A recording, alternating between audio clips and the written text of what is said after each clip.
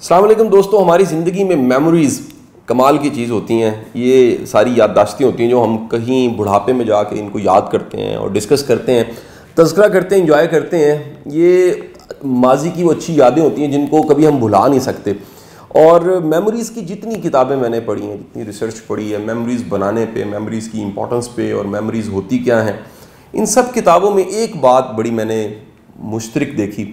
वो ये कि सब की सब किताबें मानती हैं कि हमारी सबसे ज़्यादा खूबसूरत जो यादें होती हैं वो बचपन में बनती हैं। क्योंकि इंसान का बच्चा दुनिया में आता है, उसके लिए हर चीज़ नई होती है, वो हैरत से देखता है। आप एक ऐसा फिनोमेना जो आप सबके साथ बीतता है, थोड़े बड़े हो चुके हैं।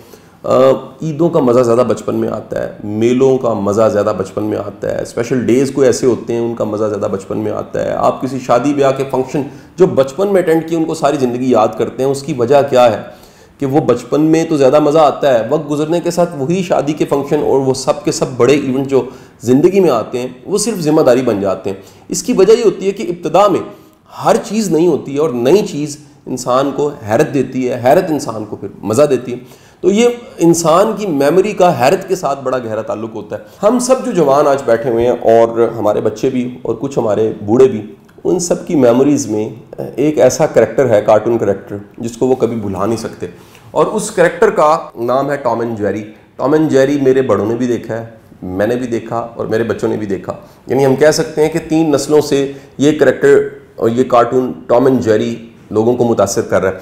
टॉम एंड जेरी का करैक्टर की अपनी उम्र आपकी इतना क्लियर है, तकरीबन 80 साल है। और टॉम एंड जेरी कैरेक्टर को डायरेक्ट करने वाला, बनाने वाला, वो प्रोड्यूसर, वो एलस्ट्रेटर, वो एनिमेटर जिसका तज़किरा मैं आज करने लगा हूँ, उसका नाम जीन डाइच था। जीन डाइच का कमाल ये है कि इसने पिछले कई सालों से इस टॉम एंड जेरी को डायरेक्ट किया। इसके आने से पहले टॉम एंड जेरी के कार्टून्स में दोनों की एंड पे सुलह हो जाती थी, यानी बिल्ली और चूहे की सुलह हो जाती थी।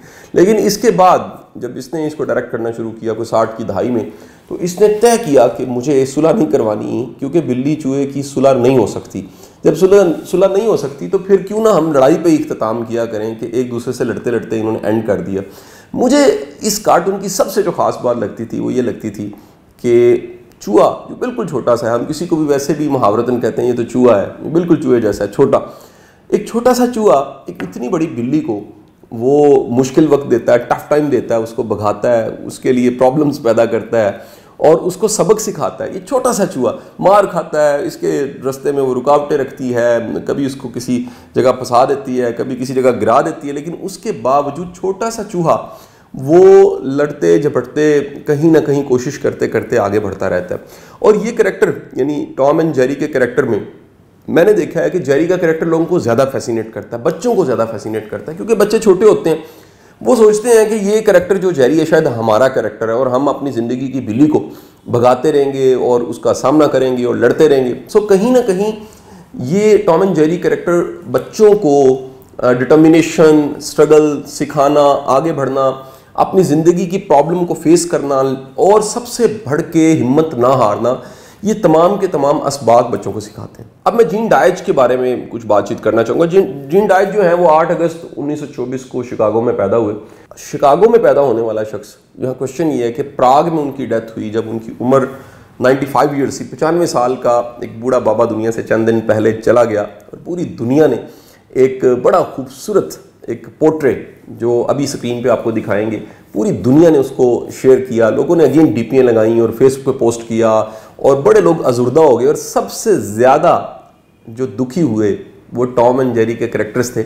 बेशुमार ऐसे कार्टून्स बने और बेशुमार ऐसी वीडियोस दिखाई गई जिसमें टॉम एंड जेरी दोनों बड़े उदास हैं कि उनके बनाने वाला जीन डाइच दुनिया से चला गया। अब शिकागो में पैदा होने वाला जीन डाइच प्राग में क्यों मुंतकिल हुआ? वो कुछ दिन के लिए प्राग गया था, 8-10 दिन का प्लान था उसका, लेकिन वहाँ उसे मोहब्बत हो गई और जो उसकी महबूबा थी उससे शादी की और शादी करने के बाद फिर वो पक्का वहाँ रह गया। यानी उसने प्राग को अपना वतन बना लिया कि यहीं मैंने रहना है, यहीं मरना है और यहीं से जाना है। जीन डाइच का एक और करैक्टर जो उसने बनाया और बड़ा पॉपुलर हुआ, उसका नाम पपाया द सेलर सीरीज़ थी। ये सीरीज़ हमारे कह लीजिए हमारी उम्र में और हमसे पहले वाले लोगों ने ज़्यादा देखी। हमारे जो बच्चे हैं उन्होंने इस कार्टून्स को नहीं देखा। मैं चाहूँगा कि जीन डाइच की कुछ ना कुछ अचीवमेंट्स और ज़िंदगी का जो सफ़र है उसको आपके सामने रखा जाए। जीन डाइच को ये एजाज़ हासिल है कि उन्होंने 1961 से 1963 तक टॉम एंड जेरी सीरीज़ को डायरेक्ट किया। इसी तरह मशहूर ज़माना cartoon Popeye the seller series को भी इन्होंने 1961 से 1964 तक डायरेक्ट किया और करोड़ों लोगों की बचपन का एक खूबसूरत वो याद और खूबसूरत कह लीजिए मेमोरी बने। जीन डाइच ने 1964 में अपनी शॉर्ट फिल्म मुनरो, इसको ऑस्कर अवार्ड मिला, बेस्ट एनिमेटेड फिल्म का एक ऑस्कर को अवार्ड मिला और ये मूवी जो है वो यूट्यूब पे पड़ी हुई है, आप इस मूवी को ज़रूर देख सकते हैं, मेरी भी बड़ी पसंदीदा है।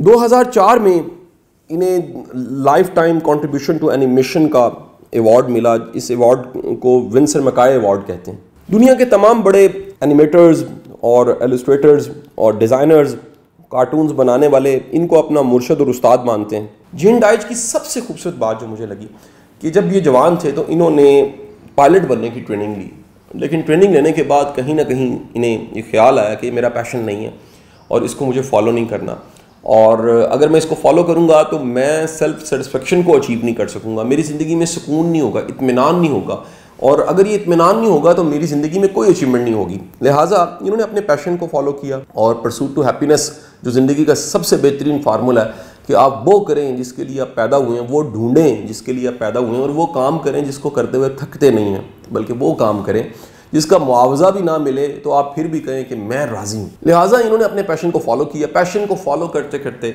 ये एनिमेटर बने, एलिस्ट्रेटर बने और फिर इसमें इन्हें इंतहा का अरूज मिला। हम सब जो सुन रहे हैं, यंगस्टर्स हैं बिलखसूस, आप सब के लिए पहला सबक तो ये है कि अपने पैशन को फॉलो करना चाहिए। वो जो ट्रेंड्स हैं आपके इर्द गिर्द के, डॉक्टर बनो, इंजीनियर बनो, चार्टर्ड अकाउंटेंट बनो, फौज में जाओ, ये सब के सब ट्रेंड्स हैं। आपको पैशन फॉलो करना है, आपको ढूंढना है किस लिए मुझे अल्लाह ने पैदा किया है, क्या काम है जो मैं करता हूँ तो थकता नहीं हूँ, क्या काम है जो मेरे दिल को अच्छा लगता है। क्योंकि याद रखिए कि ऐसी चीज़, ऐसा काम जो आपका शौक भी है वो आपको थकाता नहीं है, आपको खुशी देता है, आपको बूढ़ा नहीं होने देता, आपको जवान रखता है। आप जैसे जैसे बूढ़े होते हैं आपका जज्बा जवान होने लग पड़ता है। दूसरा सबक जो जीन डाइच की कहानी से हमें मिलता है कि इंसान की ज़िंदगी में वन थिंग होनी चाहिए, एक चीज़ होनी चाहिए। वन थिंग बेसिकली तो एक आज मॉडर्न किताब भी आ चुकी है स्क्रीन पे, वो भी आपको दिखाई देगी, दी वन थिंग के नाम से। इसका तर्जुमा भी मैंने किया है और इसका तर्जुमा जो है वो जीत की जानिब के नाम से है। ये गैरी केलर की बड़ी मारूफ किताब है। इस किताब की फ़िलॉसफी भी यही है कि इंसान को एक काम पकड़ना चाहिए और एक काम की इंतहा पे जाना चाहिए, उसकी पीक को अचीव कर लेना चाहिए।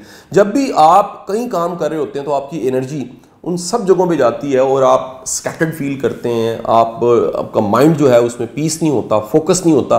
बड़े काम को करने के लिए यकसुई और फोकस की इंतहा चाहिए होती है। दुनिया के जितने क्रिएटिव लोग हैं जो जीन डाइच की तरह हैं, जीन डाइच की तरह के तमाम लोग बड़े फोकस्ड होते हैं। वो काम करते हैं जिसके लिए वो पैदा हुए हैं और एक ही काम करते हैं और उसी में डूब के करते हैं। क्योंकि याद रखिएगा एक वर्ड है फ्लो स्टेट। फ्लो स्टेट का मतलब है कि आप वक्त की परवाह से, मुआवजे की परवाह से, हालात की परवाह से आज़ाद होकर किसी काम को डूब के करें। ये फ्लो स्टेट तब अचीव होती है जब आप अपने पैशन को फॉलो कर रहे होते हैं और एक चीज़ को सिर्फ पकड़ लेते हैं, उसी की परवाह करते हैं। सो दी वन थिंग की फिलॉसफी भी जीन डाइच ने कहीं ना कहीं फॉलो की है। तीसरा सबक बड़ा कमाल है। तीसरा सबक ये है कि आप दुनिया से चले जाते हैं और जो आपने किया होता है दुनिया उसको याद रखती है। वो टॉम एंड जेरी भी याद रखते हैं, उसे देखने वाले भी याद रखते हैं, वो बूढ़े भी याद रखते हैं, जवान भी और बच्चे भी याद रखते हैं। तो आप सब के सब जो मुझे सुन रहे हैं, कोई ज़िंदगी में एक काम ऐसा पकड़ें जिसको आप अपने मरने तक कर सकें, और एक काम ऐसा पकड़ें जिसको करते हुए ज़मान व मकान की कैद से आज़ाद हो जाएं, और एक काम ऐसा पकड़ें जिसके बारे में आपको मुकम्मल यकीन हो कि ये मैं कर रहा हूँ, इससे कुछ ना कुछ सोसाइटी को ऐसा अच्छा ज़रूर मिलेगा कि मेरा नाम और ये काम हमेशा याद रखा जाएगा। काम का तज़किरा होगा, आपका नाम आ जाएगा, नाम आपका आएगा, वो काम का तज़किरा शुरू हो जाएगा।